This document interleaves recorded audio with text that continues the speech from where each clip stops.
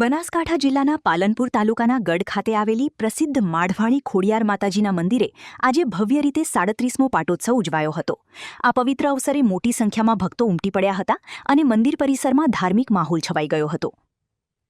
ગઢ ખાતે આવેલ માઢવાણી ખોડિયાર માતાજીના મંદિરે 37મા પાટોત્સવનું સમસ્ત ભૂટકા પરિવાર દ્વારા આયોજન કરવામાં આવ્યું હતું. પાટોત્સવ યજ્ઞનું આયોજન કરવામાં આવ્યું હતું. વહેલી સવારે મંગળ આરતી સાથે કાર્યક્રમની શરૂઆત થઈ હતી. બાદમાં માતાજીની વિશેષ પૂજા અર્ચના અને હવન યજ્ઞ કરવામાં આવ્યા હતા. ગઢ ખાતે વર્ષ 1989માં ખોડિયાર માતાજીના મંદિરનો જીર્ણોદ્ધાર કરી અને માતાજીની પ્રાણ પ્રતિષ્ઠા વૈશાખ સુદ સાતમના દિવસે કરવામાં આવી હતી અને ત્યારથી આજ સુધી દર વર્ષે વૈશાખ સુદ સાતમના દિવસે માતાજીના પાટોત્સવ કરવામાં આવે છે અને યજ્ઞનું આયોજન કરવામાં આવે છે.